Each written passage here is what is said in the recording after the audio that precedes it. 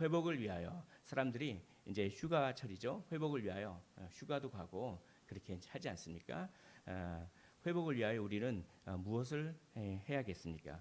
우리 하나님도 회복을 기뻐하세요. 그래서 오늘 말씀을 보면은 하나님께서 잃어버린 것을 찾았을 때 아주 기뻐하신다. 회복되었을 때 아주 기뻐하신다.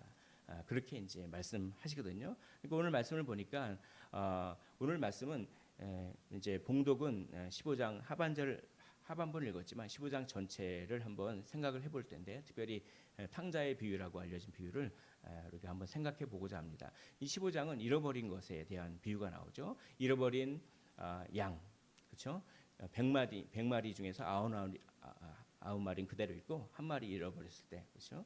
잃어버린 양을 찾았을 때 기쁨을 얘기하지 않습니까? 잃어버린 동전과 또 잃어버린 아들에 대한 그 비유입니다. 근데 잃어버린 양을 찾았습니다. 6절 보니까 집에 와서 그 벗과 이웃을 불러 모으고 나와 함께 즐기자. 이거는 계산이 안 되는 거예요. 그러니까 뭐 친구를 불러 모으고 잔치를 벌이면은 양 한 마리보다 잔치 벌이는 값이 더 많죠. 그러니까 이거는 우리 계산적인 어떤 기쁨 그리고 뭐 효율을 중시하는 현대인의 경제관념과는 전혀 상관이 없는 거죠. 그러니까 양 한 마리 찾은 다음에 소를 몇 마리 잡는 뭐 꼭 그런 건 아니겠지만 적어도 아무튼 그렇게 계산을 초월하는 그 기쁨을 얘기하는 거예요. 또 마찬가지로 동전 드라크마를 찾아냈는데 드라크마가 한 10만 원 정도 한다고 생각하면 드라크마 하나를 찾는데 너무나 기뻐가지고 벗과 이웃을 다 불러 모아가지고 함께 즐기자. 식사비가 더 나오겠네요. 10만 원 찾았는데 그 이웃을 불러 모으고 벗을 불러 모으고 그럼 한 대여섯 가족만 모아도 삼겹살을 먹어도 몇만 원 나옵니까? 10만 원이 훨씬 넘게 나오죠. 한 20명 가서 삼겹살을 시켜 보십시오. 그렇죠? 그러니까 계산이 안 되는 거예요. 이게 드라크마를 찾은 기쁨이 그만큼 크다는 겁니다. 하나님께서 계산적으로 우리를 사랑하시면 우리가 구원 받았겠습니까? 하나님이 정말 우리가 한 행동을 보면 구원할 필요가 전혀 없는데 우리를 구원하셨죠. 그것은 하나님께서 우리를 구원하시길 기뻐하시고 정말 잃어버렸던 한 영혼이 주님께로 돌아오는 그 기쁨이 그렇게 인간이 계산할 수 없는 그런 기쁨이다. 이것을 비유를 통해서 잘 말씀해 주고 계신 것입니다. 하나님께서는 이렇게 회복을 기뻐하시기 때문에 우리도 우리의 회복을 위해서 최선을 다해야 돼요. 그래서 회복을 위해서 우리가 노력해야 됩니다. 회복을 위해서 세상 사람들은 휴가를 가고 뭐 이렇게 여행을 가고 뭘 하고 하지만 그것도 회복하는데 도움이 됩니다. 그러나 진정 회복을 위해서 우리는 무엇을 해야 하겠습니까? 오늘 본문은 회개하라고 이야기하고 있습니다. 회개해야 됩니다. 그래서 하나님은 회복을 기뻐하시지만 회개도 기뻐하시죠. 그래서 7절 보니까 내가 너에게 이르노니 이와 같이 죄인 한 사람이 회개하면 하늘에서는 회개할 것 없는 의인 99으로 말미암아 기뻐하는 것보다 더하리라. 또 10절에 보니까 내가 너희에게 이르노니 이와 같이 죄인 한 사람이 회개하면 하나님의 사자들 앞에 기쁨이 되느니라 라고 하면서 회개의 기쁨을 얘기하고 있어요. 우리가 회개를 통하여 하나님은 회복을 주신다. 하나님은 회개하는 한 영혼을 기뻐하시고 그래서 회복된 한 영혼을 기뻐하십니다. 무엇을 회개해야 하겠습니까? 오늘 본문은 두 가지를 회개하라고 얘기합니다. 맨 처음에 제 마음대로 하려는 태도를 회개하는 거예요. 이거는 작은 아들이죠. 둘째 아들. 제 마음대로 해요. 제 마음대로. 그래서 12절에 보니까 유산을 먼저 땡겨달라고 아버지가 돌아가시지도 않았는데 그 당시에 아버지가 돌아가시지도 않았는데 유산을 먼저 자기 몫을 챙긴다고 하는 건 굉장히 불경스러운 일이었습니다.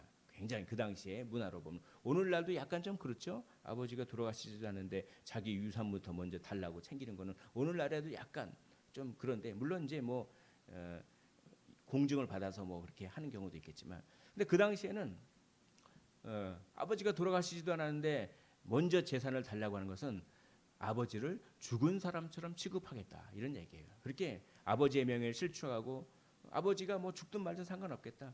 유산만 달라 이렇게 하는 거죠. 유산만 달라. 이게 참 자기 마음대로 하려고 하는. 그런데 더 불경스러운 것이 있습니다.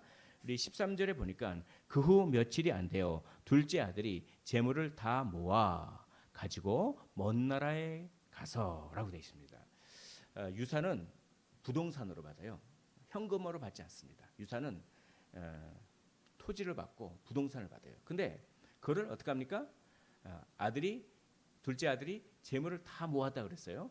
이건 뭐냐면은 현금으로 바꾼 거예요. 현금으로 바꾼 거예요. 그러니까 이거는 더 악한 거죠. 왜냐하면 아버지가 살아계실 때 재산을 분배받는 그것도 참 아버지의 명예를 실추시키는 건데, 아버지가 살아 계시면 그 처분을 할 수가 없어요. 재산권을 분배받을 수 있지만 그 분배받은 재산을 아버지가 살아계신 동안에 마음대로 처분할 수가 없다는 거예요. 처분해 버렸잖아요. 그것도 아마 땅을 급하게 팔았을 겁니다. 자기 현금화하려고. 그러니까 뭡니까? 일반 땅 시세보다 더 싸게 내놨겠죠. 그래서 막 아버지의 재산을 완전히 그냥 다 갉아먹은 거죠. 벌써 여기서. 그런 다음에 거기서 허랑방탕하여 그 재산을 낭비했다. 이렇게 이제 얘기합니다. 무엇입니까? 이거는 자기 마음대로 하려고 그런 거예요. 자기 마음대로. 내가 행복하고 내가 즐기면 돼. 간섭하지 마. 이런 얘기죠. 그래서 먼 나라에 갔다. 이방 나라에 갔다. 그러니까 아버지의 영향권에서 멀어져서 간섭하지 말라는 겁니다. 간섭하지 말라. 내가 기쁘면 돼. 내가 행복을 누리면 그게 선이야. 그러면서 이런 유형의 사람을 팀 켈러의 통찰에 의하면 자유주의자이죠. 자유주의자. 그래서 자기 마음대로 하려고 하는 거예요. 자기 마음대로 하려고 하고 뭡니까? 누구 간섭받기 싫어하고 눈치 안 보려고 하고 뭐 그런. 이 사람들에게는 죄에 대한 감각이 많이 없어요. 그래서 죄가 아니라 취향이에요. 취향. 그래서 극단적인 이 자유주의자들은 남성과 여성도 자기 취향이에요. 나는 중성이다 이거예요. 난 남성도 아니고 여성도 아니다. 그러니까 그는 성경에서 분명히 죄라고 얘기하잖아요. 이 사람들에게는 극단적인 자유주의자에게는 죄에 대한 것도 없어요. 죄에 대한 감각도 없어요. 그냥 죄가 아니라 취향이다. 이건 너의 취향이야. 너의 취향대로 해. 남의 눈치도 안 보고. 오늘날 이런 사람들이 얼마나 많습니까? 자유를 위해 부자 관계를 끊어버렸습니다. 자기 멋대로 하려고 하는 이 태도, 이것을 회개하라고 오늘 본문이 얘기합니다. 이것을 회개할 때에만 회복이 옵니다. 자유를 속박당하기 싫어요. 누구 간섭하기 싫어요. 그런데 진짜 회복은 우리 주님께 속박당하는 데 있어요. 그래서 우리 주님이 이렇게 얘기하지 않습니까? 수고하고 무거운 짐진 자들아 다 내게로 오라. 내가 너희를 쉬게 하리라. 쉬는 방법은 주님께 속박당하는 거예요. 자기의 자유를 마음껏 누리면 허무합니다. 이게 밑빠진 독에 물 붓기죠. 아무리 자유롭게 해보십시오. 계속 허무하잖아요. 진정한 자유는 진리를 아는 것이죠. 진리 안에 있는 것이죠. 진리를 알지니 진리가 너희를 자유케 하리라 라고 하면서 진리에 속박당하는 거예요. 그래서 나와 함께 멍에를 매자라고 합니다. 우리 주님께 속박을 하는 거예요. 그러면 어떻게 됩니까? 오히려 나와 함께 멍에를 매고 나에게 와서 배우라. 그러면 너희 마음에 쉼을 얻으리니 라고 분명히 말씀하고 있는 것입니다. 사랑하는 성도 여러분, 우리 마음 가운데는 이런 자유주의자적인 마음이 있지 않겠습니까? 자기 마음대로 하려고 하는 마음, 고집 부리는 마음, 그런 게 있지 않습니까? 내 스타일대로 하려고 하는 마음, 그런 것들을 우리가 회개할 때 진정한 회복이 옴을 오늘 본문을 통해서 우리가 알 수가 있습니다. 두 번째, 우리가 자기 의를 내세우려는 태도를 회개해야 되는 것이죠. 이것은 첫째 아들의 경우입니다. 첫째 아들. 둘째 아들이 자유주의자를 상징한다면 첫째 아들은 도덕주의자, 원칙주의자죠. 왜 원칙대로 안 해? 그럼 막 정죄하는 거예요. 왜 원칙대로 안 해? 이걸 이렇게 해야지 왜 막 정죄하고. 나라면 그렇게 안 해. 나는 그보다 당신보다 난 더 잘할 수 있어. 그래서 속으로 막 그렇게. 뭡니까 이게 첫째 아들이죠. 이게. 그런 마음이 있지 않습니까? 그걸 갖다가 회개하라는 거예요. 우리 안에는 그런 원칙주의가 있어요. 자기 나름의 원칙주의죠. 28절에 보니까 그가 노하여 들어가고자 하지 아니하거늘 잔치를 벌였어요. 죽다가 살아난 그 자식이죠. 그래서 그 탕자가 다시 돌아왔습니다. 그래서 아버지가 잔치를 벌였는데 화가 났어요. 그래서 큰 아들은 그 잔치 자리에 참여하지 않습니다. 이게 아버지를 모욕하는 거예요.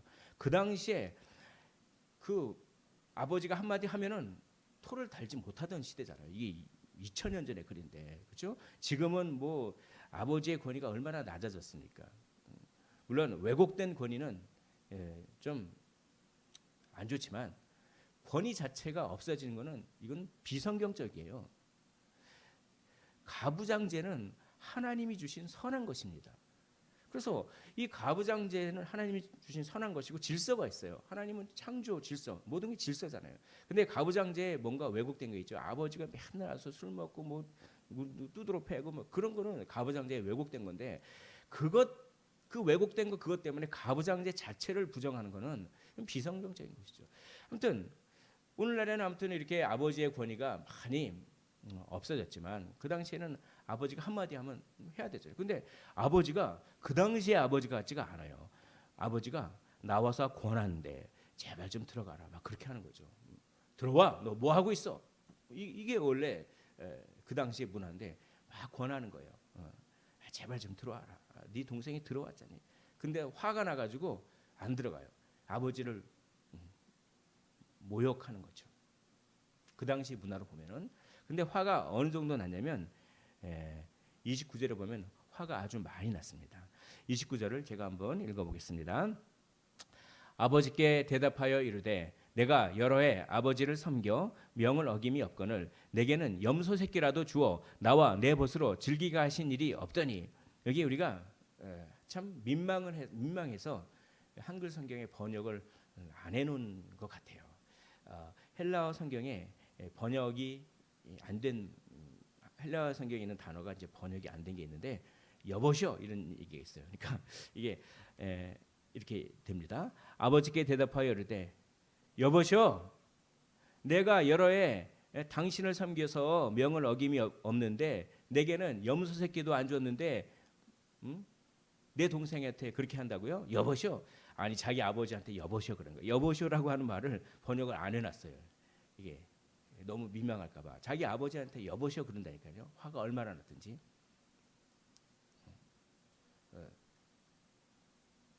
왜 그렇게 화가 났을까요? 유산을 손해봐죠. 장자에게는 2배를 줍니다. 그리고 이제 나머지는 이제 그런데 그러니까 지금 아들이 둘이 있으니까 아버지의 유산을 3분의 2는 장자가 갖고 3분의 1을 이 탕자가 가진 거예요. 그렇죠? 근데 3분의 1을 다 써버렸어요. 다 써버렸는데 아버지가 이제 이 자기 아들의 신분을 품꾼이나 하인으로 받아줬으면 이 첫째 아들이 이렇게 화를 내진 않았을 거예요. 근데 아버지가 둘째 아들을 품꾼이나 하인으로 받아준 게 아니라 아들의 신분으로 받아줬다니까요. 아들의 신분으로. 그렇죠. 그러면 뭡니까? 이 재산, 첫째 아들이 가지고 있던 3분의 2의 재산에서 다시 3분의 1을 아들에게 둘째 아들에게 또 떼줘야 돼요. 그러니까 화가 납니까 안 납니까? 이거는 불합리한 겁니다. 이거는 원칙에 벗어난 겁니다. 이 원칙주의잖아요. 그러니까 화가 확 나고 원칙주의자들이 신사적이에요. 그러나 자기 원칙에 굉장히 위배되는 일이 갑자기 있었을 때 거기에 폭력이 있습니다. 폭력이 엄청나게 갑자기 아버지한테 여보시오 그리고 막 그냥 이게 말도 안 되는 건데 무슨 이게 그렇게 됩니까? 막 그렇죠. 그러면서 정죄하고 자기의 기준에 부합하지 않는다 이거예요. 그 때문에 이제 화가 난 거죠. 내가 여러 해 아버지를 섬겨 명을 어김이 없거늘 자기 의입니다. 나는 명을 어긴 적이 없다는 것입니다. 자기 의를 나타내는 거예요. 이거를 회개하라고 하는 것입니다. 도덕주의자죠. 원칙주의자죠. 하나님을 빚쟁이로 만듭니다. 그러니까 그냥 어떻게 보면 말씀대로 행동하는 것 가지고 바른 생활을 하는 것 같아요. 그래서 새벽기도 나오죠, 수요 예배 나오죠, 금요 예배 나오죠. 그냥 뭐 예배도 잘 드리죠. 막 그러는데 내가 이렇게 잘했으니까 하나님은 나에게 복을 주셔야 됩니다. 그래서 하나님은 빚쟁이로 만들어요. 하나님은 왜 예배를 받으셔야 됩니까? 하나님은 그냥 하나님이시니까 예배를 받아야 돼요. 하나님은 우리를 창조하시고 하나님 자신 그 자체가 영광 받으시기에 합당하시기 때문에 예배를 받아야 됩니다. 그렇기 때문에 예배를 해야 되는데 이 우리 안에 이 도덕주의자적인 게 있어서 내가 열심을 하니까 하나님은 나에게 복을 줘야 돼. 그러면서 하나님을 빚쟁이로 만드는 이 마음, 이거는 이제 회개하라고 얘기를 하는 것입니다. 이런 사람들에게 예수님은 도움이 되는 분밖에 안 돼요. 이런 사람들에게는 예수님이 도움이 되는 분밖에 안 돼요. 구원주는 될 수 없습니다. 예수님을 단지 도움을 주는 쪼수 정도밖에 안 되는 거죠. 예수님이 우리의 주인이요, 예수님이 우리의 구원자가 될 수는 없는 마음이 바로 이런 마음인 것입니다. 이것을 회개할 때 진정한 회복이 온다라고 하는 것입니다. 마지막 세 번째, 우리가 회복하기 위해서 하나님의 사랑을 기억해야 되는 것입니다. 하나님의 사랑을 기억할 때만 우리는 회개할 수가 있는 것이죠. 그래서 사실 하나님의 사랑을 기억하는 것이 가장 어떻게 보면 중요한 겁니다. 하나님의 사랑을 어떻게 기억할까요? 평소 때는 하나님의 사랑을 잘 모르지만 궁핍함을 깨달을 때, 그때 내가 은혜가 필요한 존재구나, 내가 사랑이 필요한 존재구나라고 하는 것을 알 수가 있는 것입니다. 우리 14절 보시니까 다 없앤 후에 다 없애버렸어요, 재산을. 그리고 크게 흉년이 들었어요. 그런 다음에 이 말씀이 저에게 싹 다가왔습니다. 14절을 보시면 그가 비로소 궁핍한지라. 다시 한번 제가 읽어볼게요. 그가 비로소 궁핍한지라 라고 되어 있습니다. 그러니까 이날 이때껏 평생을 살아오면서 궁핍해 본 경험이 하나도 없었던 거예요. 그가 비로소 그때 궁핍했던 거예요. 여러분, 자녀가 참 사랑스러워요. 그래서 자녀가 해달라는 걸 하나도 빠짐없이 다 해줘 보십시오. 그러면 자녀가 우리 부모는 내가 원하는 걸 다 해주니 우리 부모는 사랑이 엄청나게 많은 그런 사람이야 라고 생각하겠습니까? 물론 그런 자녀도 있긴 있겠죠. 그러나 그렇지 않아요. 자녀가 해달라는 걸 다 해주면 해줄수록 자녀가 괴물이 됩니다. 그래서 오히려 불평이 돼요. 왜 엄마 아빠는 이것도 안 해줘? 왜 저것도 안 해줘? 그렇게 되지 않겠습니까? 궁핍함을 가르쳐야 돼요. 어느 정도는. 궁핍할 때 비로소 은혜를 아는 것이죠. 오늘 탕자는, 작은 아들은 궁핍해 본 적이 없어요. 아버지가 다 해줬거든요. 그런데 그가 비로소 궁핍하니까 이제 회개가 나오기 시작하고 정말 하나님의 은혜가, 아버지의 사랑과 은혜가, 그 공급하심이 필요하구나, 이걸 깨닫게 되는 것이죠. 이에 스스로 돌이켜 이르되 내 아버지에게는 양식이 풍족한 품꾼이 얼마나 많은가, 나는 여기서 주려 죽는구나, 내가 죽을 수밖에 없는 존재임을 깨닫게 되는 것입니다. 그럴 때 회개가 터지고, 그럴 때 하나님의 은혜를 사모하게 되는 것이죠. 하나님의 사랑을 그제서야 사랑하게 되는 것이죠. 그러니까 하나님께서는 우리 인간이 아무것도 아니다라고 하는 것을 가끔씩 가르쳐 주시는 것 같아요. 이번 주에 비가 왔지 않습니까? 비가 오니까 참 인간이 아무것도 아닌 연약한 존재, 얼마나 비참하고 얼마나 궁핍한 존재인지를 알지 않았을까요? 비가 막 시간당 140mm가 쏟아지고, 참 제가 태어난 곳이 관악구인데 관악구 옆에 동작구가 있는데 제가 막 어릴 때 돌아다니던 그런 곳이죠. 어떻게 보면 그런데 막 비가 시간당 140mm가 쏟아지고, 그러니까 비가 오니까요 평범해 보이던 것이 살인 무기로 바뀌더라고요. 그러니까 평범해 보이던 가로수가 살인 무기가 돼버려요. 비가 오니까요 평범해 보이는 맨홀 뚜껑이요 살인 무기가 돼버리고, 평범해 보이던 그 전신주가 살인 무기가 돼버리고. 인간이 얼마나 나약한 존재입니까?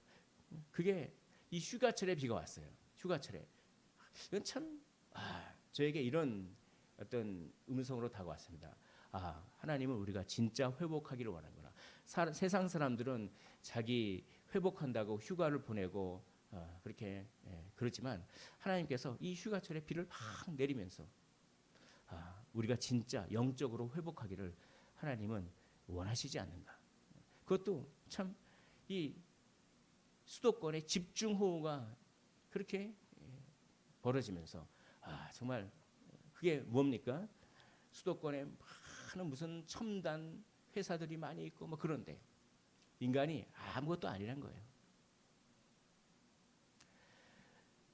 우리가 아무것도 아님을 느끼고 우리의 비참함을 인정하고 우리가 궁핍함을 느끼라고 하나님께서는 좀 그런 자연재해를 통해서 좀 경고해 주시는 것이 아닌가 그런 생각이 들었습니다. 그래서 우리가 하나님의 은혜가 필요하구나. 하나님의 사랑이 필요하구나. 이제껏 하나님의 은혜로 내가 살아왔구나. 이제껏 하나님의 사랑으로 내가 살아왔구나. 하나님의 은혜가 있었기에 저 전신주가 그대로 서 있고 하나님의 은혜가 있었기에 저 가로수가 넘어지지 않고 그대로 있었고 하나님의 사랑과 은혜의 손길을 붙잡았길래 저 맨홀 뚜껑이 열리지 않았고 어떤 것들이 참 평범해 보이는 일상을 우리가 누릴 수 있도록 하나님이 은혜의 손길로 다 인도하셨구나. 그래서 그걸 느끼면서 우리는 아무것도 아니고 하나님만이 우리의 도움이시오. 우리의 인생의 정말 인도자시다라고 하는 것을 다시 한번 우리가 깨달으라고 하나님께서 좀 이런 어려움들을 허락하시지 않았는가 이런 생각을 한번 해 보았습니다. 망하게 돼서야 비로소 거기에서 소망과 희망이 생기는 것입니다. 탕자가 완전히 망하게 되었을 때 거기서 희망과 소망이 생기지 않습니까? 하나님의 사랑을 기억했습니다. 아버지의 사랑을 기억했습니다. 아버지가 나를 이렇게 사랑했구나. 그래서 내가 이렇게 풍족했구나. 그래서 그 아버지의 사랑을 기억하고 그러면 내가 이제 아버지한테 가면 나를 아들로는 받아줄지 몰라도 그래도 최소한 품꾼으로는 받아주겠지. 아버지가 나를 사랑했던 그 기억을 한 겁니다. 그러기 때문에 용기를 내서 아버지에게 가서 회개할 수 있지 않았을까요? 아버지의 사랑을 기억했기 때문에 그러는 것입니다. 그래서 내가 일어나 아버지께 가서 이르기를 아버지 내가 하늘과 아버지께 죄를 지었사오니라고 할 수 있는 용기는 아버지의 사랑을 조금이나마 기억했기 때문에 아버지께 돌아오지 않았을까요? 우리 하나님은 우리가 돌아오기를 원합니다. 하나님은 돌아오면 회복을 시키십니다. 하나님은 사랑이 무한하신 분입니다. 그 하나님의 사랑을 기억하시고 하나님께 돌아오라고 그게 진정한 회복이라고 오늘 본문이 이야기하고 있습니다. 호세아 선지자는 이렇게 얘기합니다. 오라 우리가 여호와께로 돌아가자. 여호와께서 우리를 찢으셨으나 도로 낫게 하실 것이요 우리를 치셨으나 싸매어 주실 것임이라. 여호와께서는 우리를 찢으신 다음에 그냥 마는 것이 아니라 우리를 찢으신 다음에 그냥 놔두는 것이 아니라 여호와께로 돌아가면 우리를 찢으셨으나 도로 낫게 하실 것이요 우리를 치셨으나 싸매어 주실 것이라고 이야기하고 있습니다. 하나님의 사랑은 그렇게 무한한 사랑이죠. 오늘 아버지를 보십시오. 아버지는 사랑이 많죠. 작은 아들에게 큰 아들에게 자기의 재산을 다 그렇게 나눠주고 자기의 그 애정과 사랑을 다 아낌없이 쏟아 부으셨지 않습니까? 오늘 말씀을 보면 20절에 이에 일어나서 아버지께로 돌아가니라. 아직도 거리가 먼데 아버지가 그를 보고 측은히 열려 달려가 목을 안고 입을 맞추니라고 합니다. 뭐 아버지한테 돌아간다고 핸드폰 했을까요? 모르잖아요. 근데 왜 아버지가 발견했을까요? 매일 나간 거죠. 그러니까 매일 오늘 혹시 안 돌아올까? 오늘 혹시 안 돌아올까? 매일 나간 겁니다. 이렇게 자기의 모든 사랑과 애정을 쏟아 부은 것이죠. 아버지는 좋은 옷을 내어다가 입히고 손에 가락지를 끼우고 발에 신을 신깁니다. 이것은 품꾼이 아니라 아들로 받아주겠다. 신분을 회복시켜 주신 것입니다. 그리고 하나님의 놀라운 은혜를 보여주시는 것이죠. 품꾼으로 알고 갔지만 자기 기대 이상으로 아들로 받아들여졌습니다. 할렐루야. 우리 하나님의 사랑은 이렇게 기대 이상인 것입니다. 우리가 무엇을 기대하면 하나님은 항상 그 기대 이상으로 하나님의 사랑을 우리에게 보여주시는 것입니다. 이 팀 켈러 목사님은 이 아버지의 사랑, 여기 이 탕자의 아버지죠. 아버지의 사랑을 탕진했다. 그러니까 그렇게 표현하더라고요. 그러니까 탕진하다. 다 그냥 다 써버린 겁니다. 그러니까 아들은 아버지의 재산을 다 탕진해 버렸어요.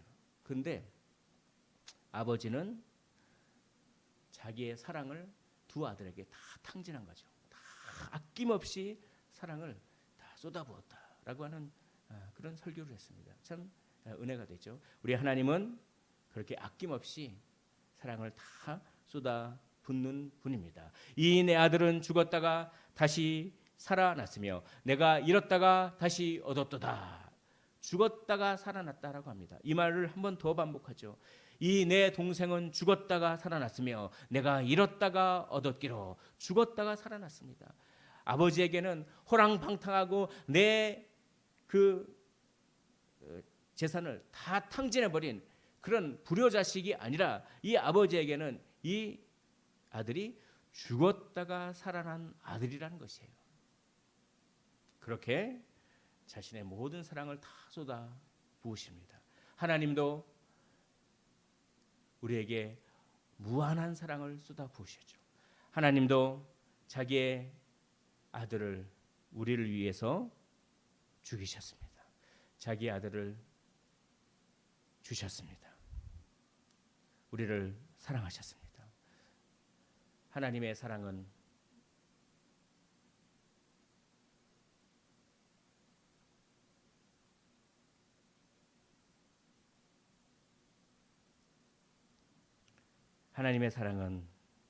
셀 수가 없습니다.